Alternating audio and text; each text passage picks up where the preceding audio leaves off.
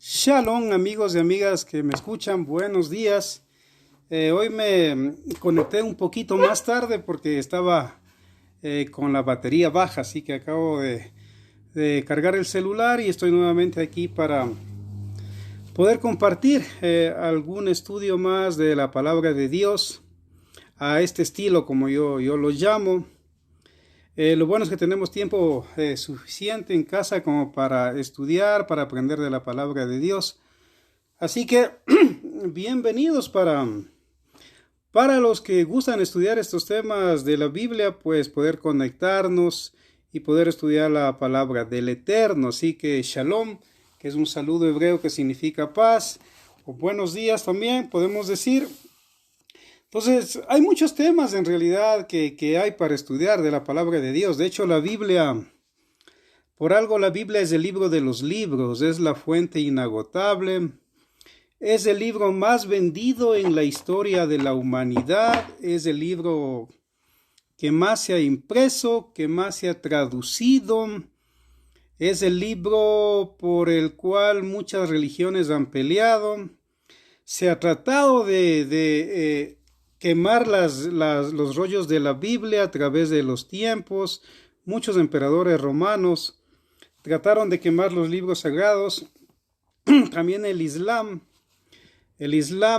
Cuando ellos entraron incluso a la famosa biblioteca de Alejandría, cuando en el siglo VI ya el Islam tomó fuerza, el jefe del ejército del Islam dijo en cuanto a la biblioteca de Alejandría, si no tiene textos del Corán o de los textos del Islam, no sirven esos rollos y quemen esos rollos. Entonces la mayoría de los rollos de la gran biblioteca de Alejandría, aunque usted se sorprenda, fueron quemados justamente por el ejército del Islam cuando tomó fuerza en el siglo VI, el siglo VII después de Yeshua.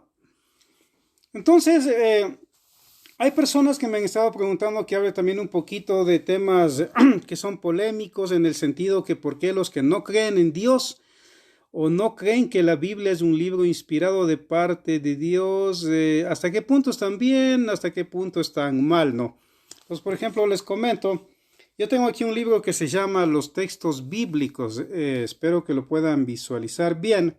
Por ejemplo, aquí en la portada aparece lo que sería, da la idea de la Torre de Babel, ¿verdad? Entonces, la autora de este libro, que es Victoria Robbins, de la colección Enigmas de la Historia, por ejemplo, debate mucho,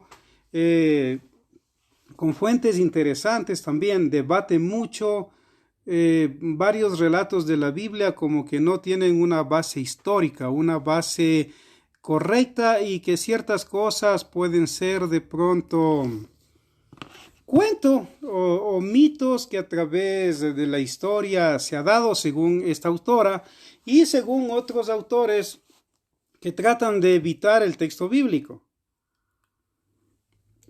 Entonces yo quiero citar algunos temas de los que aquí la autora de este libro debate justamente como dice que no son textos tan confiables según muchos autores a través de la historia. Entonces yo quiero comenzar citando un proverbio o un texto que está en la Biblia. Recuerden que Salomón escribió muchos proverbios, muchas canciones. Él fue el hombre más sabio que ha existido en la historia de la humanidad, porque Hashem le dio mucha sabiduría. El único que le puede, en el buen sentido hablo, superar a Salomón, obviamente es Yeshua, porque el mismo Yeshua incluso dijo, he aquí alguien mayor a Salomón. Y eso decir era demasiado serio. ¿Y por qué? Porque Yeshua pudo expulsar demonios sordos y mudos, que Salomón, aunque él expulsó demonios, él no pudo expulsar demonios sordos y mudos.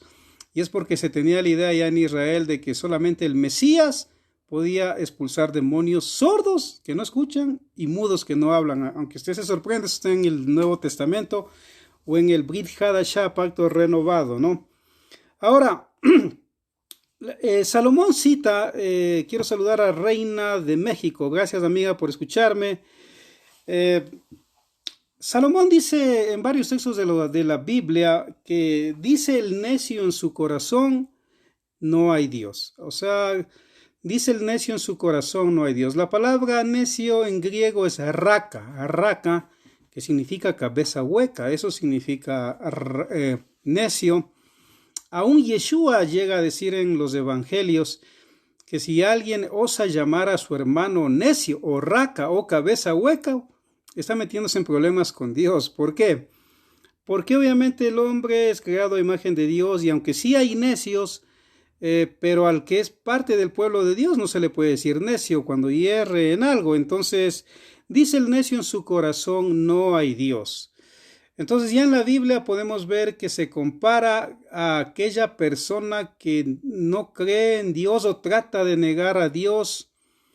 Por ejemplo, Agustín de Hipona llega a decir, el que niega a Dios lo niega porque le conviene que Dios no exista. El que niega a Dios porque le conviene que no exista, ¿no? Entonces de pronto hay personas que niegan a Dios porque no les conviene que Dios exista. ¿Por qué no les conviene que Dios exista? Obviamente porque Dios siempre va a pedir cuentas de la vida que uno lleva.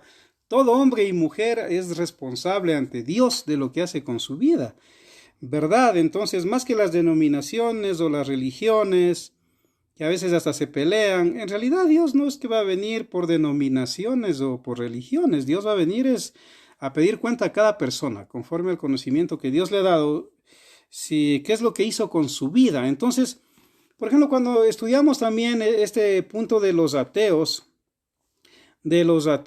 ateo en el griego, siempre que aparece esa palabrita o la letra A antes de alguna palabra en el en el griego, tiene que ver con negación, es decir, el ateo, por ejemplo, teos en griego es Dios, y el prefijo a lo que está diciendo es sin Dios, es decir, que él le niega a Dios, Entonces el ateo es una persona que niega a Dios. Entonces, si estudiamos un poquito la palabra ateo, hoy en nuestro contexto actual nos daría la idea de que ateo solamente es el que niega a Dios, Pero en el contexto antiguo le comento que un ateo no necesariamente era el que negaba a Dios, sino el que negaba al Dios de otra persona. ¿Me explico? Al que negaba al Dios de otra persona. Entonces, un ateo podía creer en un Dios, pero si le predicaban de otro Dios, era un ateo en ese sentido porque no creía en el otro Dios. De hecho, la historia de Roma, por ejemplo, nos cuenta que un hombre en el siglo IV fue predicado por los seguidores de Yeshua y le dijeron que Yeshua era el Mesías, que era el enviado del Elohim, del Dios de Israel, y que si creía en él, obedecía sus mandamientos, iba a ser salvo. Y dentro del católico y cristiano, pues le hablaron de Dios y había una pintura que ya comenzó a salir por el siglo IV, ya en el siglo III mismo en las catacumbas ya había pinturas de los cristianos que hicieron dibujos en las catacumbas en Roma. A propósito, hay como 25 catacumbas en todo lo que es el Imperio Romano, lo que antiguamente serían cementerios, donde el romano no podía entrar de acuerdo a sus mitos, no creían, y ahí muchos cristianos se escondieron y murieron, muchas generaciones. Entonces cuando le dijeron a este griego, le predicaron y le dijeron que el Dios porque él dice, no, ¿y el Dios de ustedes tiene barba? Ahorita que estamos en época de encierro, pues yo no me he afeitado tampoco la barba algunos días ya. Entonces, el Dios de ustedes tiene barba, le dice este romano, ¿no es cierto? Este hombre, y el predicador le dice, no, Dios es espíritu y no tiene barba. Y él dice, ¿cómo puede haber un Dios que no tenga barba? O sea, para mí que un Dios no tenga barba no tiene sentido. Entonces estamos hablando del siglo IV después de Cristo. Entonces había gente que estaba enseñado a adorar a dioses, a imágenes, a estatuas con barba, ¿no? Por ejemplo, si usted ve a Zeus, el dios de los griegos, las estatuas de Zeus tienen barba, una barba bien larga. Entonces, en el mundo antiguo no era normal que una persona se afeite. Los griegos, porque tenían mucho el culto al cuerpo, comenzaron a afeitarse. Después los romanos también se afeitaban.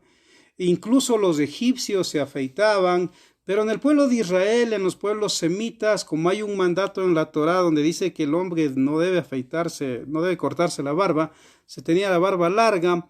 Incluso la palabra bárbaros proviene de barbados, los que tenían bastante barba, como los alemanes, los suecos, los de los Países Bajos, Escocia, les decían los barbados, los romanos. Entonces este hombre dijo, yo no puedo creer en un Dios que no tenga barba, o sea, entonces yo me declaro ateo al Dios de ustedes. Entonces no significaba que un hombre era ateo porque no creía en ningún Dios. Un hombre podía ser ateo porque no creía en el Dios de la otra persona. Por ejemplo, los campesinos o paganos adoraban a Sereg, la diosa de los cereales. Entonces ellos decían, nosotros no creemos en el Yeshua de ustedes, a nosotros la que nos da de comer es Sereg, la diosa de los cereales, de donde proviene la palabra cereal. Entonces un ateo en el mundo antiguo no necesariamente era alguien que no creía en ningún Dios. Con el tiempo se fue dando esto de que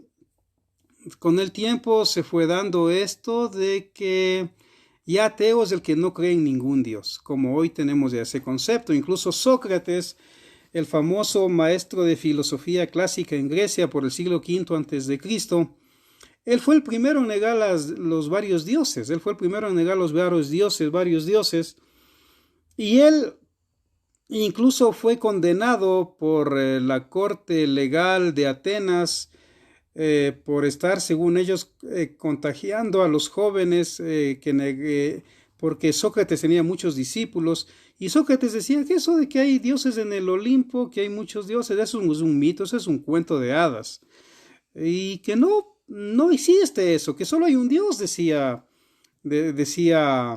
Sócrates, aunque él no sabía cuál era el Dios de Israel, pero él tenía la idea de que solo hay un Dios.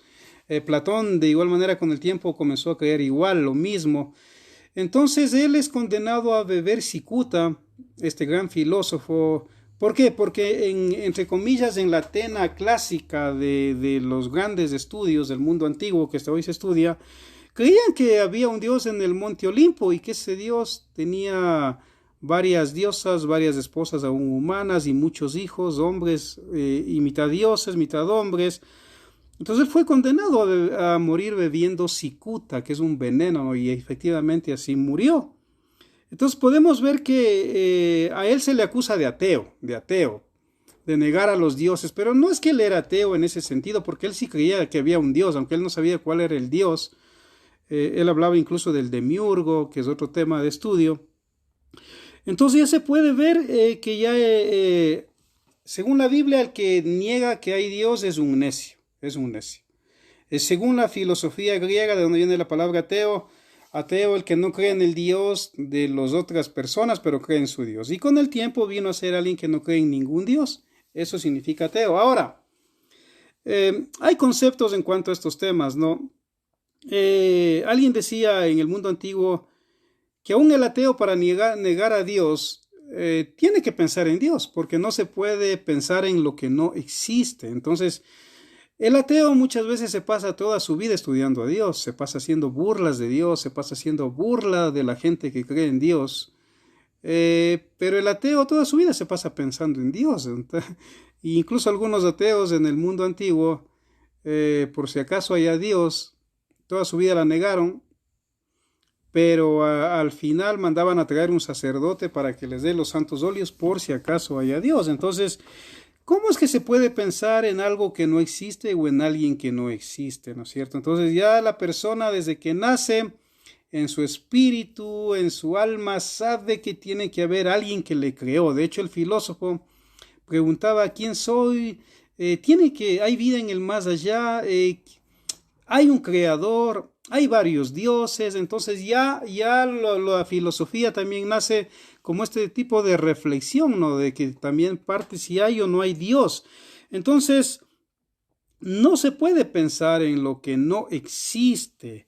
Ahora, dentro de los temas polémicos que yo al principio de la conexión les decía que quiero tratar un poquito, es justamente varios temas de lo que aquí este libro hace una apologética.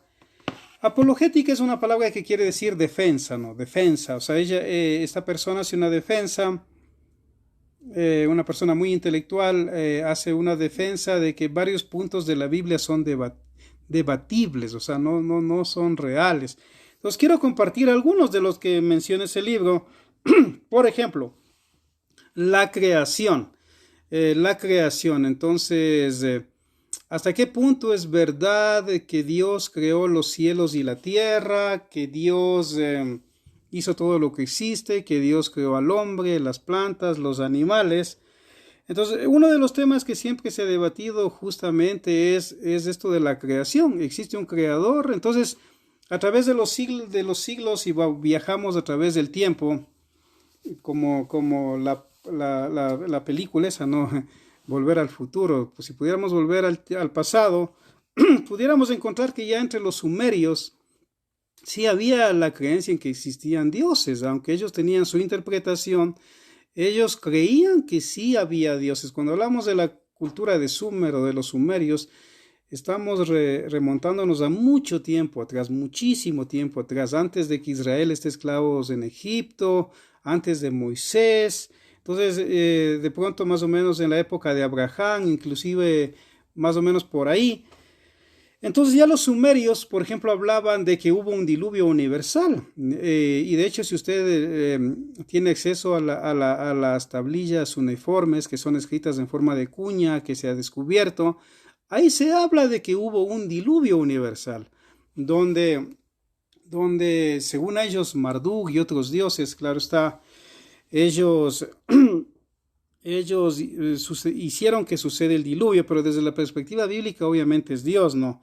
Entonces, para tratar estos temas, por ejemplo, es interesante, ¿no? Que el capítulo más estudiado de la Biblia en todos los tiempos es Bereshit, capítulo 1. Es el libro de Génesis o capítulo 1, es el capítulo más estudiado de la Biblia en el mundo entero, o sea, aún en las universidades, en cualquier lugar donde se estudia la Biblia, sin importar la religión. Justamente la creación, el capítulo 1 de la creación ha sido el más estudiado de la Biblia. Entonces, dentro de la creación podemos ver que Dios crea los cielos y la tierra o le ordena en 6 días, y el séptimo día Dios va a descansar. Se habla de la primera creación del hombre, que es Adán, que a propósito Adán en hebreo significa tierra roja, y que de la costilla, según las versiones de Adán, le crea a la mujer, a quien el mismo Adán le va a poner el nombre de Java o madre de los vivientes. Hay estudios antiguos que en cambio que dicen que no, que el hombre por adelante era hombre, por la parte de atrás era mujer, y lo que Dios hizo solo separar las dos partes, y el hombre comenzó a andar ya separado, la parte masculina y la parte femenina, y de hecho desde ahí se dice de que el hombre siempre anda buscando su alma gemela.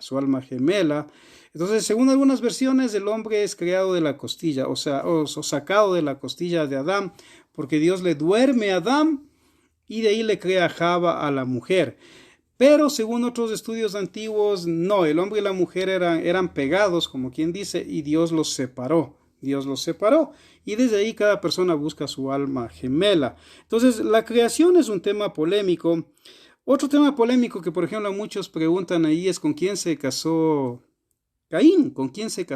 Entonces, yo estaba viendo en la internet que hay muchas teorías, muchas hipótesis, donde, por ejemplo, se dice que quizás ya había otros pueblos por ahí, y Caín, como le mató a Abel, fue maldecido, Dios le puso una señal. Entonces él se fue por ahí y nadie le quería dar, obviamente, a ninguna de sus hijas como esposa. Entonces, ¿con quién se casó Caín? Entonces quizás se casó con alguien de otro pueblo, según algunas teorías.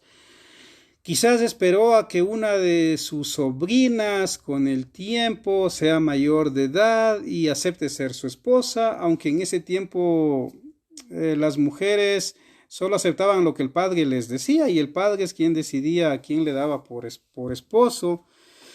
Pero les comento que según algunos textos hebreos antiguos, en el plan de Dios originalmente cada hombre nacía con su esposa, por ejemplo, con su esposa. Hoy voy a dar generalidades como para que usted tenga una cosmovisión de estos temas polémicos. Entonces, en este tipo de estudios se dice de que en el plan original Dios iba a hacer que cada persona, cada hombre nazca con su esposa. Entonces, Caín nació con su esposa, en otras palabras. No sé si hoy se llama hermana gemela. No sé, hay una terminología cuando un hombre y una mujer nacen del mismo vientre. Entonces tenemos que entender que de acuerdo a estos estudios antiguos y conceptos, en ese tiempo que un hermano y una hermana se casen no era pecado, no era un delito. Es a raíz de la Torá de Moisés, que Dios le da en el monte Sinaí, es donde Dios prohíbe el matrimonio entre hermanos, por ejemplo. Dios prohíbe el matrimonio entre hermanos, lo ve como un pecado. Sin embargo, antes de eso usted va a ver, por ejemplo, el caso de Abraham, que dice que cuando tenía su esposa Sara, algunas versiones traducen que era su hermana, su media hermana. Otras versiones traducen como que era su sobrina, pero usted puede ver que el padre Abraham, el gran padre de la fe, ya tenía una esposa que posiblemente era su media hermana, porque incluso cuando él va a llegar a los pueblos, cuando Dios le ordena salir de Ur de los Caldeos, le va a decir a ella, mira, tú eres tan hermosa que si me ven los otros hombres de los otros pueblos me van a matar por ti. Porque en ese tiempo había una ley, ahora ya no hay esa ley, pero en ese tiempo las leyes eran diferentes. Por ejemplo, si un hombre mataba a otro hombre, no había delito por quitarle a la esposa, y la esposa, de acuerdo a las leyes de esos pueblos, era legalmente su esposa. Hoy sería un asesinato, sería mal visto, pero en ese tiempo era así. Un hombre podía matar a otro hombre y legalmente la esposa pasaba a ser esposa de él y sus propiedades. Entonces Abraham le dice a Sara, mira, Tú eres hermosa, los reyes te van a ver, te van a codiciar, así que di que eres mi hermana. Y justamente eso es lo que ella decía. Incluso a Abraham le daban regalos porque querían que sea el cuñado de él, y de pronto se daban cuenta de que era la esposa, y ahí se enojaban y le querían matar, y Abraham decía, no he mentido, es mi hermana, es mi hermana. Entonces, y bueno, Dios le protegía a Abraham para que continúe su viaje, ¿no? Porque Abraham era amigo de Dios. Entonces podemos ver que ya la Biblia nos narra un caso así, apologético, para poner claro, ¿no? Entonces, según Rashi y algunos comentaristas hebreos muy sabios del mundo antiguo, medievales incluso, ellos dicen que en realidad cada hombre nacía con su esposa. Lo que hoy sería... no sé si hermana gemela, aunque hay otro término. Shalom, Pastor Diego, también, que nos escucha desde Atucucho. Saludo a los hermanos de Atucucho, de la Corporación Cristianos de Acción. Entonces, miren, o sea, ya vemos estos casos. Entonces, Abel nació con su esposa también. Caín nació con su esposa. Recuerda que estamos hablando del principio de la creación. Dios le dice a Adán y Eva que se multipliquen y llenen la tierra, que de hecho es el primer mandamiento de los 613 que tiene la Torá. El primer mandamiento es reproducirse. Por eso es que un judío que no tiene esposa o no tiene hijos anda desesperado a los 40, 50, 60 años y busca una mujer que le pueda dar un hijo, porque el primer mandamiento es reproducirse, es para algunas escuelas judías. Entonces, ese era otro punto que este libro narra, ¿no? Y dice, bueno, ¿y con quién se casó Caín? Bueno, de pronto la autora del libro desconoce esto, que de acuerdo al hebreo original que a propósito no era el hebreo cuadrado que hoy tenemos. El hebreo cuadrado de hoy es un idioma más nuevo, digamos, dentro de Israel, por los masoretas, los masoras, pero era el palo hebreo, el idioma original que Moshe escribió la Torá fue el palo hebreo. Entonces el palo hebreo sí difiere también del hebreo cuadrado. Entonces ahí siempre aparece lo que diríamos dos letritas, et, para que me comprendan. Entonces en el hebreo cada vez que aparece et significa añadidura. En el hebreo, et, añadidura. Entonces, por ejemplo, cuando dice que nació Caín, et, añadidura, lo que sería con la esposa. Nació Abel, con añadidura, es decir, con su esposa, pero eso usted no lo va a ver en las versiones de la Biblia. Entonces, miren, eso es importante, por ejemplo, mencionar en el caso de Caín, ¿no? En el caso de Caín, ¿por qué razón él encontró esposa? Pues no, para Rashi no es ningún mito eso. Él nació con su esposa porque eso era el plan de Dios. A tal punto que el mismo Agustín de Hipona, que es el mejor teólogo de los padres de la iglesia, confirma ese dato y dice que en verdad cada hombre en el plan de Dios original iba a nacer con su esposa antes de que haya el pecado. Ya cuando vino el pecado es que cada generación se fue haciendo peor y llegó a un punto donde Dios tuvo que prohibir los matrimonios entre hermanos y eso está en la Torá. Ahora, otro tema polémico, por ejemplo, es la Torre de Babel. La Torre de Babel, ¿existió la Torre de Babel o no existió la Torre de Babel? ¿Qué nos da a entender que la Torre de Babel sí existió, que es algo bien interesante? Digamos, justamente son los idiomas porque según la Biblia, Adán y Eva hablaban un solo idioma. Hasta la época del diluvio universal, todas las personas hablaban un solo idioma. Entonces, podían comunicarse tranquilamente, pero cuando Dios después del diluvio les da la orden de que poblen toda la tierra, y ellos, un grupo no quiso salir, y obviamente Nimrod, que era el jefe de este grupo, un hombre malvado, perverso, enemigo de Dios, entonces él dijo, no, nosotros no nos vamos a diseminar en la tierra. Entonces vamos a crear una torre de Babel, una torre que Babel significa en hebreo confusión, en el idioma babilónico sería puerta del cielo. Entonces él comienza a crear una torre de Babel, lo que es la torre de Babel que se le llama hoy. Y ahí encontramos en el texto bíblico que Hashem dice algo interesante, ¿no? El hombre no va a dejar de hacer lo que está haciendo. Entonces bajemos y confundamos sus idiomas, les dice a los ángeles, a los malak. Y justamente ahí podemos ver que bajan los ángeles y ¿qué sucede? El hombre que hablaba un solo idioma comienza a dar balbuceos en otro y si alguien le decía pásame un ladrillo y el otro no lo entendía, el otro le hablaba de otra manera y eso tiene que haber sido una locura. Entonces ahí podemos ver que los idiomas en la Biblia no son una bendición porque es complicado. Por ejemplo, cuando viene alguien de otro país al Ecuador y uno está por el centro histórico y de pronto viene, como a mí me pasó una vez con un obispo ruso que me hablaba y yo no le entendía nada. Los dos religiosos, pero no le entendía nada, hablaba en ruso. Bueno, los que hablan inglés algo se les entiende porque el inglés es hoy tan común como el griego en la época de Yeshua. Es un idioma que hay que saberlo. Entonces, los idiomas ya podemos ver que vienen como un castigo. No es que viene como una bendición. Saludos a mi hermana de Cuba, Yanita también, que nos está escuchando. Entonces los idiomas no son una bendición. De hecho es necesario estudiar idiomas porque muchos pueblos hablan sus idiomas y si usted quiere viajar, si usted quiere hacer negocios, hay veces parejas que se conocen por Facebook, por redes sociales y se enamoran de un soltero o de una soltera de otro país, aprenden los idiomas. Entonces hoy es muy común eso. Hoy incluso una persona que habla muchos idiomas se le ve como un erudito y está bien porque estudia mucho, pero sin embargo en la Biblia los idiomas son una maldición.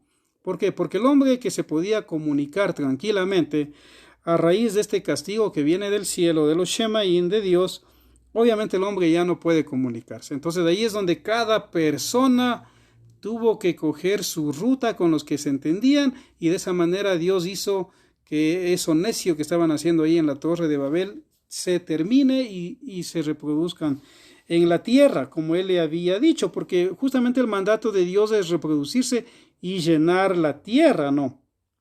Ahora, otro tema polémico que se menciona ahí, por ejemplo, es el diluvio y el color de la piel, o sea, el diluvio y el color de la piel. Entonces en Babel se dio la confusión, pero ahora vamos a ver que en el diluvio también muchos dicen, y bueno, si Adán y Eva tenían un solo color de piel, y cómo es posible que si el relato bíblico fuera verdad, ¿por qué hoy hay las razas? Por ejemplo, también se pregunta el libro, ¿no? ¿Por qué hoy hay las razas si se supone que Adán significa tierra roja? Y Eva, su esposa, de igual manera era blanca, según los libros. ¿De dónde vienen las razas? Por ejemplo, ¿por qué el color de piel hoy es más oscuro en algunas personas, en otros es blanco? Entonces algunos dicen, no es que hay Dios. Lo que pasa es que cuando la persona fue a poblar el África, la pigmentación de la piel sufrió varios cambios a través de las generaciones y de esa manera vino el color oscuro a existir. De esa manera vino el color oscuro a existir. Entonces, mucha gente también anda buscando de dónde proviene el color de la piel oscura, ¿no es cierto? Y dicen, no puede haber Dios, porque si Adán hubiera sido blanco, todos eran blancos. O si Adán hubiera sido negro, todos tendríamos que ser negros. Entonces es falso ese texto. Pero les comento que también la Torá nos da una explicación sobre eso. Y libros antiguos como las Midrash nos da lo que sería una interpretación, prefiero llamarle yo, y les quiero compartir, libre de que ustedes me crean o no me crean, porque solamente es información y esos estudios es para informarnos, para aprendernos, y cada quien asume lo que quiere y lo que no quiere no lo asume. Entonces, en nuestro país incluso hay libertad de culto. Entonces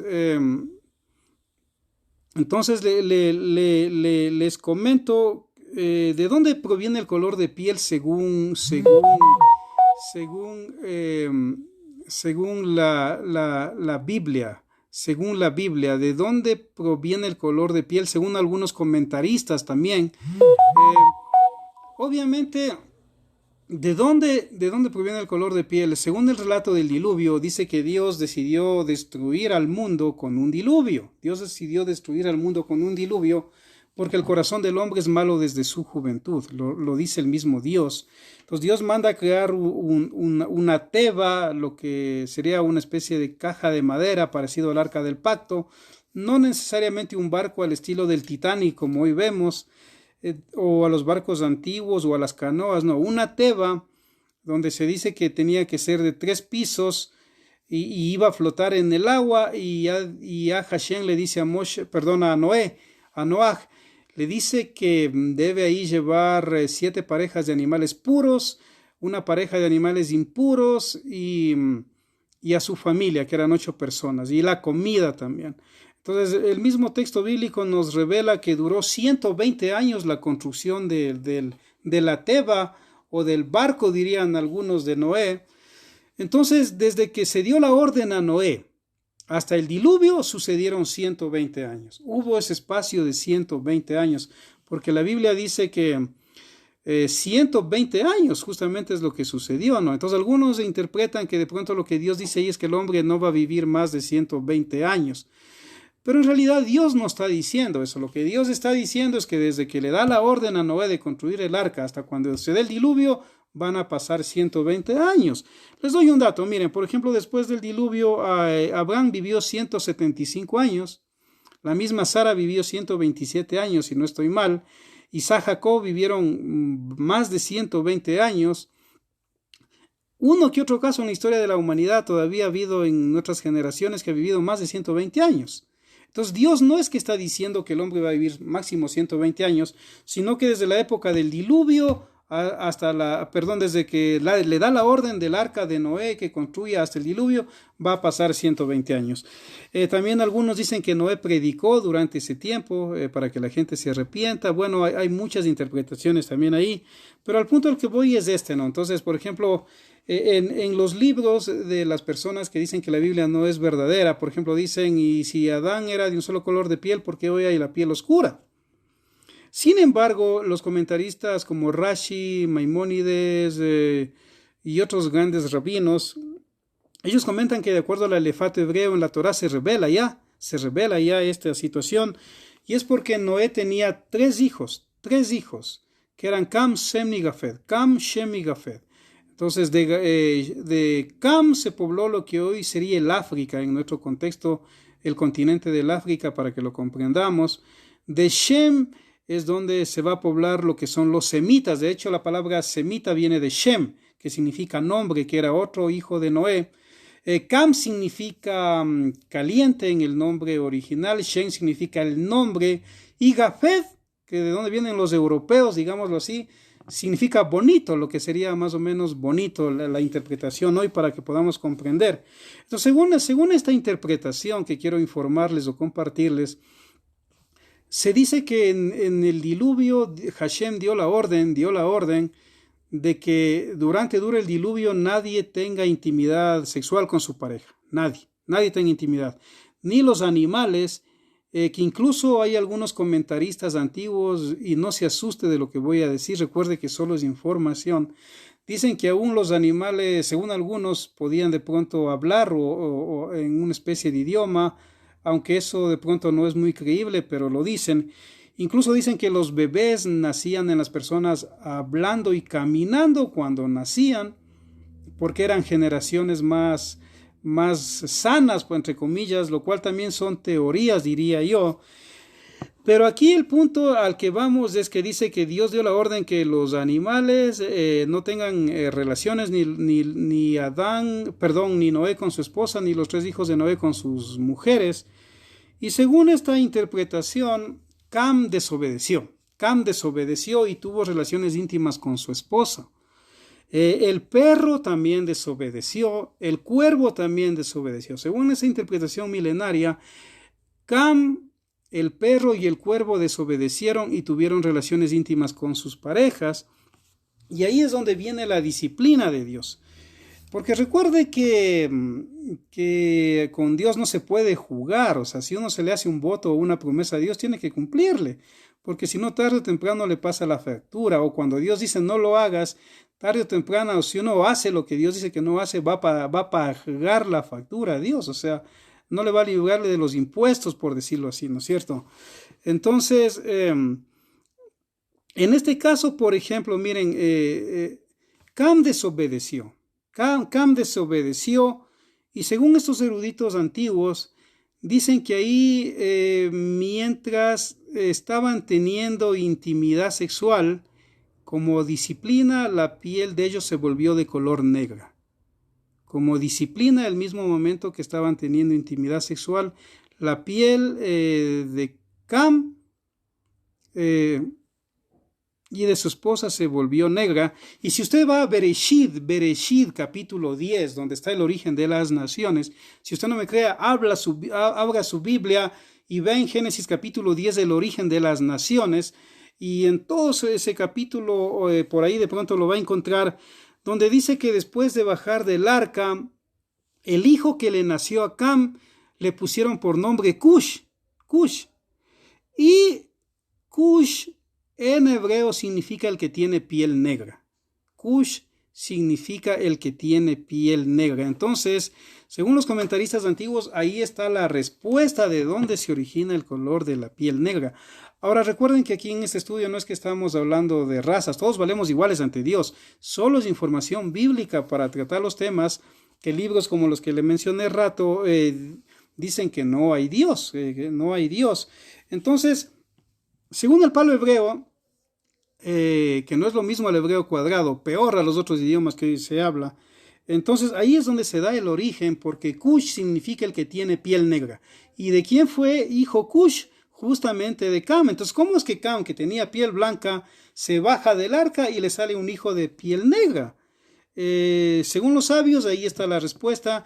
Y justamente si usted va a los mapas, con el tiempo, incluso Noé maldice a Canaán, maldice a Canaán, porque Cam dice que lo vio desnudo después de que él se embriagó con vino, se burló, y dijo: maldito sea Canaán, siervo de siervos será, esclavo. Y con el tiempo ellos llegaron a poblar lo que hoy es el África, y en realidad ellos fueron esclavos durante mucho tiempo, hasta cuando, por ejemplo, en los Estados Unidos, Abraham Lincoln abolió la esclavitud, aunque eso le costó también en parte una guerra tremenda, una guerra civil, abolió la esclavitud. Acá en el Ecuador, el presidente Urbina, para los que no saben, un ambateño que era presidente, se le adelantó a Abraham Lincoln y él abolió la esclavitud en el Ecuador, más o menos por 1850, un poquito más quizás, pero un poco antes que Abraham Lincoln, incluso fue el primer presidente en abolir la esclavitud. Fue el presidente Urbina, un ambateño de lo que hoy es el Ecuador. Entonces, Eso como una respuesta un poco apologética, digo yo, o informativa para que ustedes informen.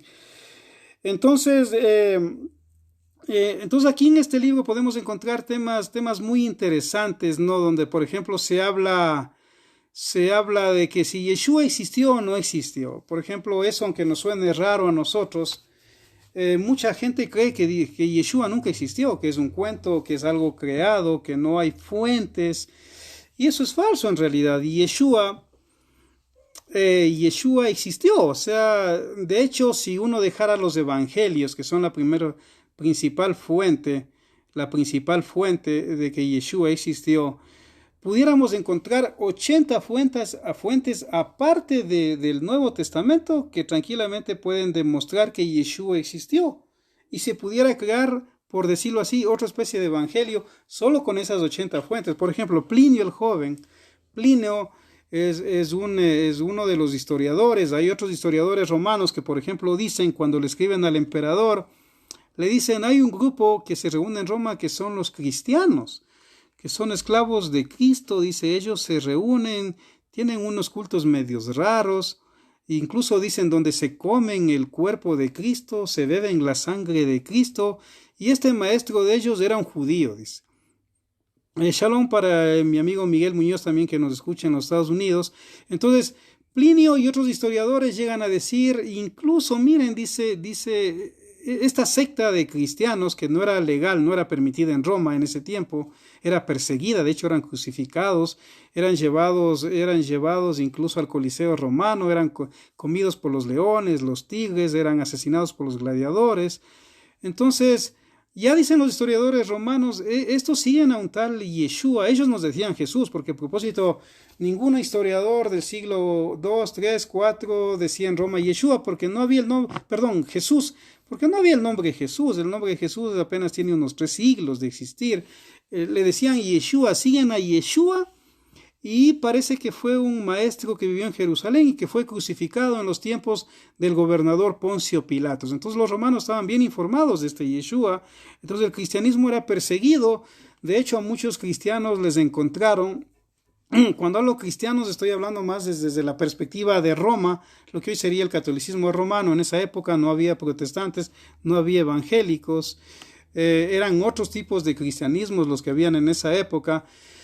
Entonces, por ejemplo, ellos dicen que encontraron que en las catacumbas, por ejemplo, cuando un romano se convertía al cristianismo, al estilo de Roma en esa época, por ejemplo, en un libro que yo tengo narra una historia del año 256 después de Cristo, donde dice que el obispo le latigaba a la persona, le hacía que confiese que salgan los demonios que puede tener, y le hacía confesar que Yeshua es el salvador de su vida, incluso le bañaban y de ahí le daban a comer el pan y después el vino. Eso lo dicen los historiadores romanos. Entonces decir que Yeshua no existió es demasiado ingenuo, ¿no? ¿Por qué? Porque hay 80 fuentes, no solo de Israel, sino del mismo emperador del Imperio Romano que demuestran que Yeshua sí existió. Por ejemplo, cuando hablamos de ciencia, ¿no? Muchos dicen, ¿cómo es posible que Yeshua haya caminado sobre las aguas? Eso es imposible, pero mire, ahora estamos en la era de la física cuántica. En la física cuántica se está demostrando ahorita que en realidad del 100% de la materia, el hombre, el 99%, no es que sea tanto materia, sino el 1% de realidad materia. Y el día de hoy muchos científicos cuánticos que no son religiosos estudian estos milagros que Yeshua hacía. Estos milagros que Yeshua hacía, porque es como que dicen, Yeshua ya conocía otras leyes más de la naturaleza que nosotros en ese tiempo desconocíamos, y ellos incluso esos relatos como cuando Yeshua camina sobre la faz de las aguas, ellos dicen que tiene que ver mucho con física cuántica, o cuando Yeshua resucitado, él come con sus discípulos que estaban tristes, se les presenta, e incluso asan pescados, comen con pan, porque en ese tiempo era muy común comer pescado con pan. Incluso él después de comer traspasa las paredes y se presenta a otros de los discípulos. Entonces todo eso, incluso si usted averigua un poquito, amigos que les gusta la Biblia, van a encontrar que Los que estudian física cuántica están estudiando estos capítulos de la Biblia porque ya encuentran en Yeshua que él entendía mucho lo que ellos llamarían hoy física cuántica, ¿no es cierto? Que es un tema bien científico de pronto y quizás algunos no lo tienen claro, ¿no? Entonces, hubieron personajes que hoy no se duda, por ejemplo, no se duda de la existencia de Sócrates, de Platón, de Aristóteles, no se duda la existencia de Poncio Pilatos, no se duda de la existencia de muchos personajes que incluso no hay muchas fuentes de ellos, no se duda y se asume que son verdaderos. Entonces, en el caso de Yeshua, nadie puede negar que existió. Miren, incluso la influencia de Yeshua es tan grande en el mundo, es tan grande la influencia de Yeshua en el mundo, que en una revista, la revista Time de los Estados Unidos, si no estoy mal, el 2010 o más o menos por esa época, en un artículo que ellos sacaron los 100 personajes que más han influenciado en la historia de la humanidad, la revista Time, lastimosamente no recuerdo el año, pero yo leí ese artículo, y ellos decían ahí que de los 100 personajes que más ha influenciado en la historia de la humanidad,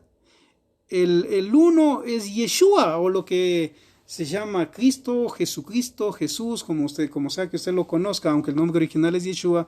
Entonces decían Jesucristo, hoy Yeshua es el que más ha marcado la historia de la humanidad, incluso venciéndole a personajes como Gengis Khan, venciendo a personajes como Martín Lutero, venciendo a personajes como Carlos V, que fue el rey de España y con quienes descubrieron lo que hoy es América, lo que es la América, le llamaban la América Española, donde Carlos V también gobernaba toda Europa y toda la América Española.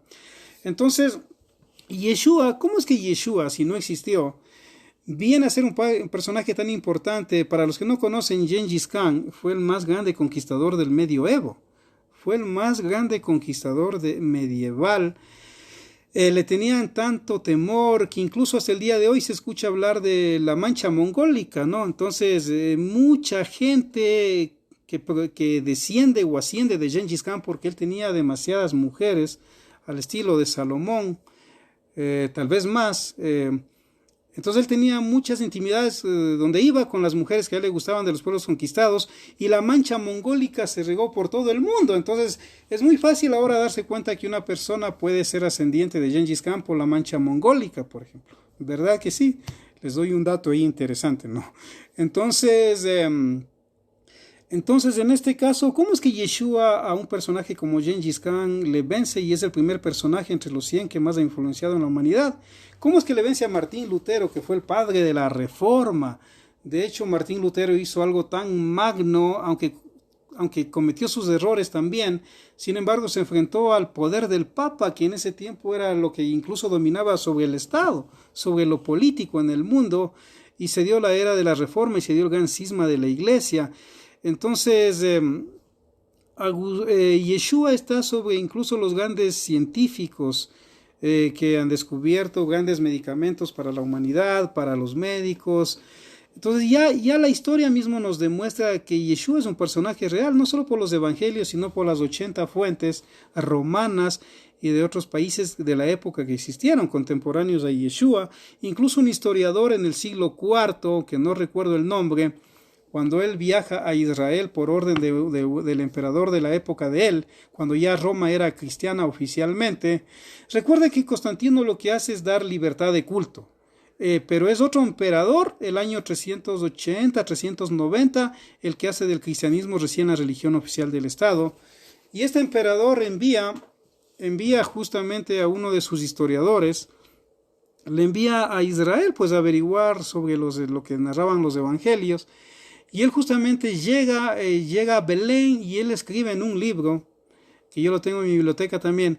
Él dice ahí que él investigó y en verdad la matanza que hizo Herodes a los hijos menores de 2 años de los padres y madres de Belén es una realidad, y que él encontró fuentes históricas en Israel, reales escritas, y también de boca a boca, de generación en generación, o Torah oral o intrusión oral, de que eso había sucedido, y le confirma al emperador que realmente Herodes el que hizo la remodelación del templo de Salomón, al cual Yeshua tuvo acceso, y dijo, si destruyes este templo, en 3 días lo levantaré, porque él se refería a su propio cuerpo, no se refería al templo, pero lo entendieron mal.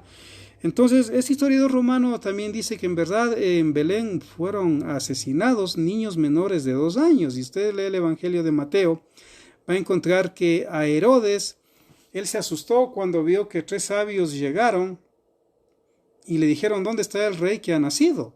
Venimos a adorarle, que a propósito muchos dicen que estos 3 sabios eran descendientes de ascendientes de Daniel y que venían obviamente a visitarlo porque Daniel había dejado eso escrito. Entonces, miren, ahí uno puede ver que, por ejemplo, son relatos históricos. Nadie duda, por ejemplo, si hoy ve el Muro de los Lamentos, nadie va a dudar de la existencia de Herodes, que él hizo esas magníficas construcciones, aunque era un hombre que no amaba a Dios, pero tenía esas vocaciones de ser un buen constructor. Incluso él construyó una ciudad impresionante ahí, que era Cesarea, una ciudad ahí para cuando venga el César a Israel con sus delegados ahí, o envíe sus delegados, pasen una vida bien, bien bonita ahí. Entonces era impresionante este Herodes, y nadie duda de la existencia de Herodes. Ahí está el Muro de los Lamentos, por ejemplo, que usted puede ver en la internet, o los que han tenido esa bendición de viajar a Israel. Entonces, miren, no se puede negar algo que existe en realidad. Entonces ya la revista Time le declaró a Yeshua el personaje más importante de la humanidad. Miren, por ejemplo, ¿de quién se ha escrito más canciones? Si usted va a escuchar las canciones de grandes cantantes, de José José, de Julio Iglesias, Camilo Sesto, de los grandes cantautores, usted va a encontrar que de quién más se canta es de Yeshua. Los artistas me han inspirado para cantar a Yeshua. Por ejemplo, hay una canción del trío Mar del Plata de la época de los 70, 80 que dice: ¿por qué todos los días oigo siempre por ahí palabras que dijiste cuando vivías aquí? Hablando de Yeshua, dice: te ponen en guerrillas y te ponen en la paz. Las cosas que enseñaste se repiten más y más. Y es verdad, no importa la ideología, sea evangélico, sea católico, sea luterano, sea calvinista, sea protestante, aún el Corán habla de Yeshua, aún el Corán cita a Yeshua. Entonces, el personaje de quien más se habla a través de la historia de la humanidad desde que él vino es de Yeshua. De quien más escrito es de él. Incluso los pintores, cuando ya en la edad del Renacimiento se permitió que ya se comience a pintar, lo cual era prohibido en ese tiempo, los pintores de quien más han pintado es de Yeshua. Entonces, no podemos decir que Yeshua no fue un personaje que no existió, porque como un personaje que no existió puede influenciar tanto en la historia de la humanidad. Entre los temas que también este libro menciona, que por ejemplo son debatibles, habla de lo que es el tema de la resurrección. El tema de la resurrección, porque para los griegos, por ejemplo, cuando Pablo predica sobre la resurrección, creen que está loco en el Partenón, y él comienza a predicarles. Algunos griegos creyeron y se formó una sinagoga de creyentes en Yeshua ahí en Atenas. Otros no le creyeron. Entonces, la resurrección, ¿por qué? Porque algunos historiadores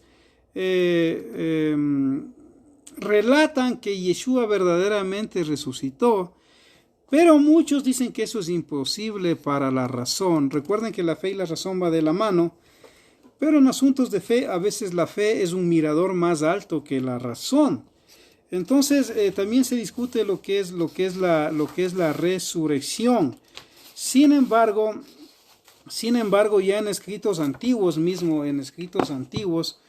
dentro del pueblo de Israel mismo se hablaba de que iba a venir un Mesías que a la vez era 2 Mesías. ¿Me explico? Quiero explicarme bien. Entonces esto es un poco desconocido en Occidente, estos temas. Entonces ellos decían que va a venir un Mesías como un Mesías sufriente primero, sufriente, que sería el Isaías del capítulo 53, mas él molido fue por nuestros pecados, el castigo de nuestra paz fue sobre él y por sus llagas nosotros fuimos curados. Bueno, usted conoce más que yo esa parte. Entonces ya había escuelas de interpretación dentro del judaísmo de la época donde se hablaba que iba a venir primero un Mesías sufriente, tipo José. Ahora, ¿por qué Mesías ben Joseph o Mesías hijo de José? Tomando la figura de José, el hijo de Jacob, que fue vendido por sus hermanos. Primero le metieron en un pozo, después le quisieron matar. De ahí después Rubén dijo, no lo maten, mejor vendámoslos. Le vendieron a mercaderes, sufrió mucho. De ahí en Egipto, incluso él hacía un buen trabajo y la esposa de su jefe quiso tener intimidad con él y él no quiso. Fue acusado falsamente por la esposa de este hombre. Estuvo preso injustamente, sin embargo Dios lo sacó y él sufrió mucho. Entonces había ya esta escuela de interpretación en Israel que el Mesías primero iba a venir como un Mesías ben Joseph, un Mesías sufriente. Y es lo que hizo Yeshua. Incluso me llama mucho la atención que justamente dice la Biblia que los padres de Yeshua eran José y Miriam. Y usted ahí puede ver la conexión con Mesías ben Joseph, Mesías ben Joseph, hijo de José, dentro de la perspectiva de José sufriente que sufrió en Egipto. Y justamente el padre, sea que usted crea que José es el padre físico de Jesús, o sea que usted cree que es el padre adoptivo de Jesús, como sea que usted crea, eso no importa, sino que justamente el papá de Jesús es José y la mamá es Miriam. Entonces, Yeshua cumple esa perspectiva del Mesías sufriente, pero también se decía que este Mesías iba a morir, iba a resucitar y en el final de los tiempos iba a venir como el Mesías ben David, y ya no como el Mesías ben Joseph, sufriente de Isaías, sino como ese Mesías ben David que viene con la espada y viene a gobernar el mundo con la constitución de Dios, que es la Torá. La constitución de Dios no es la democracia, aunque no es mala la democracia.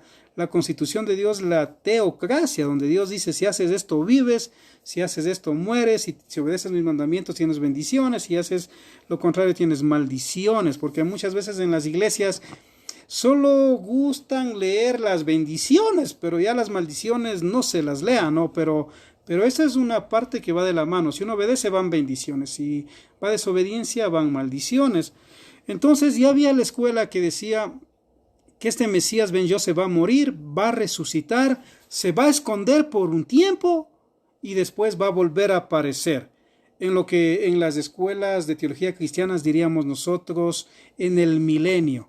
Cuando él viene a implantar el milenio, ahí es cuando él vuelve a aparecer, porque estaba escondido, y él es el que va a gobernar el milenio durante los 1000 años. Incluso ahí se va a dar cuando él venga la primera resurrección, cuando resuciten todos los que han creído en él, y al final de los 1000 años en la segunda resurrección van a resucitar aquellos que no han creído en él, donde dice Apocalipsis que el falso profeta y Hasatán son los primeros en inaugurar el infierno, el lago de fuego y azufre, y después todos aquellos que tengan parte en la segunda resurrección van a ser lanzados también al lago de fuego y azufre. Por eso dice, bendecidos, bendecidos los que tienen parte en la primera resurrección, porque ellos resucitan, es para vida eterna, y va a haber un juicio de obras para ellos, donde Dios va a premiarles en base a lo que hicieron. Pablo mismo dice que unos habrán edificado sobre oro, otros sobre plata, otros sobre madera, otros sobre hojarasca. Wow, y ahí cada ministro de Dios o siervo de Dios, como usted lo quiera poner, o cada persona va a dar cuentas a Dios. Pero si es de Dios, no es que va a perderse, sino que va a un juicio de obras. Pero en la segunda resurrección, ahí resucitan todos aquellos que negaron a Yeshua y van a ser lanzados justo con la bestia, el falso profeta y Hasatán al lago de fuego por siempre jamás, ¿no? Entonces, esos, mis queridos amigos, para no hacerles muy largo el video, o sea, quería algo compartir de una manera general, que la misma creación nos demuestra que hay un Dios. Entonces, cuando un necio dice en su corazón no hay Dios, está negando la creación de Dios. ¿Cómo es posible que una flor que es tan hermosa pueda ser creada de la nada? Que el sol salga cuando tenga que salir, cumpla su tarea de iluminar, después salga la luna cuando tenga que salir, cumpla su tarea, las estrellas cumplen su tarea para los moedín, los tiempos señalados de Dios, aún para las fiestas de Dios, aún para el Shabbat. ¿Cómo es posible que sea tan exacto, no es cierto? ¿Cómo es posible que un hombre y una mujer se unan y tengan hijos?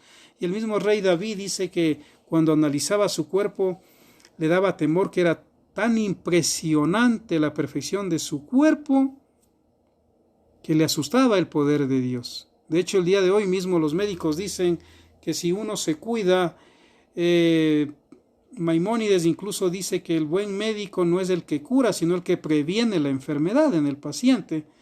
Aunque también es un buen médico el que cura, pero obviamente siempre va a ser mejor prevenir la enfermedad. Entonces la ciencia ha avanzado tanto que dice que el cuerpo por sí solo, aunque usted no lo sepa, cuando una bacteria o un virus le entra, usted ni sabe las batallas que están adentro dándose, y los glóbulos rojos, los glóbulos blancos, etcétera, van produciendo defensas hasta que vencen a los invasores. A los invasores, como dicen los médicos que saben de estos temas del día de hoy, porque Dios le diseñó al cuerpo con inmunidad para defenderse y para tener una buena vida si le obedece. El problema está en que el hombre come lo que no es comida, lo que Dios prohíbe. Y si fuera cierto esta teoría del murciélago, que yo no sé si es verdad o es falso, pero sí me llama la atención de que justamente el último animal que Dios prohíbe comer en Levítico 11 es el murciélago, que usted lo puede leer, vaya a su Biblia, y el último animal que se cita en la Biblia que no es comida es el murciélago. Y se dice que en China, en el mercado donde se originó este virus, dicen que justamente era por comer murciélago. Ahora, yo con esto no digo que eso sea así, solo informo que puede ser como no puede ser, porque hoy hay muchas teorías. Otros dicen que es de la serpiente, otros dicen que es un arma biológica, ¿no?, que se creó en laboratorios. Sea lo que sea, solo Hashem lo sabe. Así que esos, mis queridos amigos y amigas, espero haber sido útil con ustedes el día de hoy compartiéndoles la palabra de Dios, y nos veremos, si el Eterno nos lo permite, tal vez a las 7 de la noche o mañana a las 11 de la mañana para estudiar un poquito más. Shalom y bendiciones. Recuerden que esto solo es información. Cada quien es libre en su conciencia de creer lo que quiera. Amén.